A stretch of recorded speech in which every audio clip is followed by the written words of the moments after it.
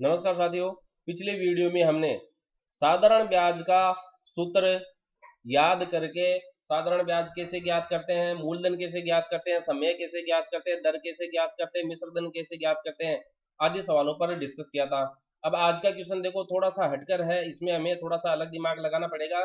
किस साधारण ब्याज की दर से, यानी कि आपको दर पूछी गई है, किस साधारण ब्याज की दर से कोई मूलधन, यानी कि यहां पर कोई मूलधन बता रहा है, मूलधन दिया नहीं गया है तो उसको हम x मान लेंगे 20 वर्षों में। अब यहां पर 20 वर्ष दिया गया है, यानी कि आपको टाइम दे दिया गया है, ती गुना हो जाता है, ती गुना हो जाता है, मतलब यहां पर अपन ने अक्स माना था तो अक्स का कितना हो जाएगा, 3 गुना। तो हमने देखा था अगर 100 रुपये से 5 रुपये अपन ज्यादा चुकाते हैं तो ये 5 रुपये क्या कहलाता है, ब्याज। तो ये जुड़ के कितना हो जाता है, 100 + 5 105। तो यहां पर ये क्या है, 3 गुना हो जाता है मूलधन का। इसका मतलब क्या है, ये मूलधन और ब्याज इसके अंदर शामिल है। ये हमें क्या बता रहा है, एक तरीके से मिश्र धन बता रहा है। जो तिगुना हो जाता है वो तिगुना कौन हो गया, फिर हमें मिश्र धन प्राप्त हो गया है, मूलधन का तिगुना हो गया। यानी कि जैसे 100 रुपये का 105 रुपया हो गया, तो 100 रुपये तो मूलधन है और 5 रुपये इसमें क्या है, ब्याज है। तो इस ब्याज को अलग करने के लिए हम क्या करेंगे, इसमें से आप मूलधन जो 105 रुपया टोटल है आपका, उसमें से आप मूलधन को घटा दीजिए तो ब्याज का रुपया प्राप्त हो गया। अब इसी तरीके से आपके पास 3 गुना धन हो जाता है 20 वर्षों में, तो हम उसमें से अगर मूलधन घटा देंगे तो हमें क्या प्राप्त हो जाएगा, 2x प्राप्त होगा। तो ये हमें क्या मिलेगा, सरल ब्याज प्राप्त हो जाएगा, यानी कि साधारण ब्याज प्राप्त हो जाएगा। फिर साधारण ब्याज का सूत्र अपन जानते हैं, साधारण ब्याज का सूत्र आपको अच्छे से याद कराया मैंने, मूलधन गुणा, दोबारा मेरे साथ बोलिएगा, मूलधन गुणा समय गुणा दर, दर बटे 100, जिसको हमने शॉर्ट में पत्थर बटा 100 भी कहा था, यानी कि PTR बटे 100। तो ये चीज हमने देखी थी। फिर इस एक ही सूत्र के आधार पर अपन ने मूलधन का सूत्र भी ज्ञात करना सीखा था, समय का सूत्र भी ज्ञात करना सीखा था, दर का सूत्र भी ज्ञात करना सीखा था। इसके साथ ही देखिए, मैं आपको यह भी बता दूं कि हमने पीछे के वीडियो में यह भी सीखा था कि जो मिश्र धन होता है वह मूलधन और जो आप साधारण ब्याज या सरल ब्याज बोलते हैं उसका योग होता है। सरल ब्याज यानी कि आप जो धन उधार लेते हैं उसमें कितना किराया चुकाते हैं, कितना ब्याज देते हैं। तो इन चीजों को ध्यान में रखते हुए हम इस सवाल को हल करेंगे। बाकी मोटा मोटा मैंने बताया आपको, ब्याज की दर ज्ञात करनी है, मूलधन नहीं दे रखा है तो x मान लिया, समय 20 वर्ष दे रखा है, तिगुना हो जाता है, तो ये तिगुना कौन मिलेगा अपने को, मिश्र धन मिलेगा। ये तिगुना कौन हो गया है, अपना मिश्र धन हो गया है। अब अपने को प्रश्न में जो चीजें दी गई है और जो ज्ञात करनी है उस चीजों को अपन मोटा मोटा लिख लेते हैं। देखिए, आपको दर तो ज्ञात करनी है, ये पूछ रहा है कि किस दर से, तो दर तो ज्ञात करनी है। और आपको जो समय है वह दे रखा है। देखिए, समय आपको 20 वर्षों में, यानी कि 20 वर्ष दिया गया है। देखिए, समय 20 वर्ष है, माह में नहीं दिया गया, इसलिए आपको इसको वर्ष ही रखना है। और मूलधन आपको दिया नहीं गया है, तो मूलधन को हम मान लेंगे, माना मूलधन x रुपये है। कितने रुपए है, x रुपये है।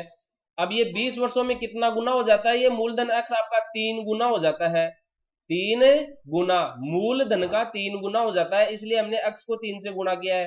तो ऐसा करने पर हमें क्या प्राप्त हो रहा है, मिश्र धन प्राप्त हो रहा है, मिश्र धन प्राप्त हो गया है। अब देखिए, आपको मिश्र धन दे रखा है, मूलधन दे रखा है, इधर देखिएगा मिश्र धन दे रखा है, मूलधन दे रखा है, तो हम सरल ब्याज ज्ञात कर सकते हैं। तो सरल ब्याज क्या हो जाएगा इस सूत्र से, सरल ब्याज, सरल ब्याज ज्ञात करने के लिए हमें इस मूलधन को हटाना पड़ेगा इस दाएं पक्ष से, तो हम इसको बाएं पक्ष में स्थानांतरित कर देते हैं। इधर प्लस का, इधर आके माइनस का हो जाएगा, यानी कि मिश्र धन में से हम मूलधन को घटा देंगे, मिश्र धन में से मूलधन को घटा देंगे। तो देखिए मिश्र धन कितना आपका 3x दे रखा है सवाल के अनुसार, मूलधन कितना माना हमने, x रुपये माना है, तो 3x में से 1x को घटा देंगे तो अपने को कितना मिल जाएगा, 2x रुपये। यानी कि सरल ब्याज कितना दे रखा आपको, 2x रुपये दे रखा है। अब हमको दर ज्ञात करनी है सवाल के अंदर, रेट ये ज्ञात करनी है। तो देखिए हमने शॉर्ट में सूत्र देखा था, ये लिख रखा है मैंने, SI बराबर मूलधन गुणा समय गुणा दर बटा 100, यानी कि PTR बटा 100। तो मैं अभी इधर इसको शॉर्ट में लिख रहा हूं, PTR बटा 100।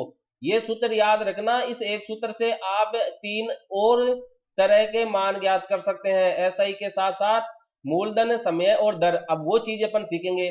सवाल में हमें दर ज्ञात करने के लिए यहां से R का मान रखना है, बाकी PT और 100 को वज्र गुणा कर दो। 100 को तो इधर वज्र गुणा कर देंगे, PT को इधर वज्र गुणा कर देंगे, यानी कि PT का तो भाग लग जाएगा, SI के साथ 100 गुणा हो जाएगा। SI को अपन सिंपल इंटरेस्ट कहते हैं, सरल ब्याज कहते हैं, साधारण ब्याज कहते हैं। तो ये तो SI गुणा 100 गया, और ये PT का भाग लग जाएगा SI में। SI के अंदर देखना इधर आगे भाग लगेगा, तो ये हो गया आपका P गुणा T, और इधर कौन बच गया, R। तो इस R को मैंने इधर बाएं पक्ष में ही लिख रखा है, यानी कि आपका R बराबर क्या बच गया है, सरल ब्याज गुणा 100, आप हिंदी में भी लिख लेना, मूलधन गुणा समय।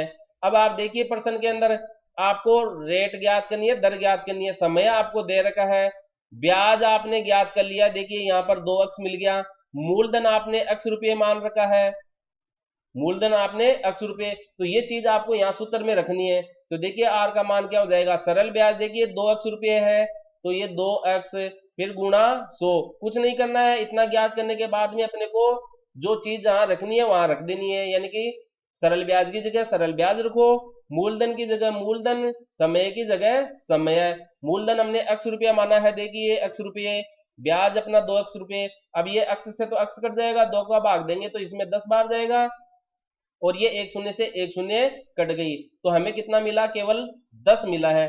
तो ये R मिला है हमें, और R जो होती है उसको हम हमेशा प्रतिशत में लिखते हैं, उसको हम हमेशा किस में लिखते हैं, प्रतिशत में लिखते हैं। तो R बराबर आपका 10% हो गया है, यानी कि 10% की दर से वो वार्षिक ब्याज लगाएंगे तो वो धन 20 वर्षों में 3 गुना हो जाएगा। अगर 100 रुपये उधार लेता है आदमी और 10% की दर से उसको किराया लगाता है, ब्याज लेता है वार्षिक 100 रुपये पर, तो 20 वर्षों में ये जो 100 रुपये है 3 गुने हो जाएंगे, यानी कि 100 गुणा 3 का मतलब है 300 रुपये 20 वर्षों में, ये इसका मतलब होता है। तो इस प्रकार हमने इस सवाल के अंदर जब आपको दर ज्ञात करनी है, मूलधन नहीं दिया गया है, साधारण ब्याज नहीं दिया गया है, तो वो हमने सब ज्ञात किए, सीखा हमने, कुछ नहीं है। देखिए मिश्र धन आपको पता होना चाहिए क्या होता है, मूलधन प्लस सरल ब्याज होता है। तो ये चीज पता होने पर आप आगे की चीजें भी हल कर पाते हैं। एक तो ये सूत्र आपको याद होना चाहिए सरल ब्याज के टॉपिक में, और एक ये सूत्र आपको याद रहना चाहिए। अगर ये 2 सूत्र आपको याद है और इन सभी चीजों को बारे में जानते हैं, मूलधन क्या होता है, समय क्या होता है, दर क्या होती है, मिश्र धन क्या होता है, सरल ब्याज क्या होता है, मूलधन क्या होता है, इनको आपस में चेंज करना भी आना चाहिए। जैसे अभी हमने सरल ब्याज ज्ञात किया, तो इस मूलधन को हमने बाएं पक्ष में भेज दिया, तो मिश्र धन माइनस मूलधन अपने को प्राप्त हुआ, तो सरल ब्याज ज्ञात कर लिया। इस तरीके से इन चीजों को आपको आगे पीछे भी करना आना चाहिए। तो इन सभी सूत्रों को आप अच्छे से याद कर लीजिएगा, इनको दोबारा वीडियो पढ़ लीजिएगा, देख लीजिएगा, अपने दोस्तों के साथ भी डिस्कस कीजिए, अभ्यास कीजिए। याद रखें, गणित अभ्यास का खेल है, math is a game, play it with practice. इन सवालों को आप तब तक करें जब तक बिना देखे बिना आप इनको हल नहीं कर पाए, और मुझे पूरा विश्वास है आप इन सवालों को हल करने के साथ इन पर आधारित अन्य सवालों को भी हल कर सकेंगे। अगले वीडियो में अगले सवाल के हल के साथ उपस्थित होंगे, तब तक धन्यवाद। आंसर इसका देखिएगा 10% आ रहा है।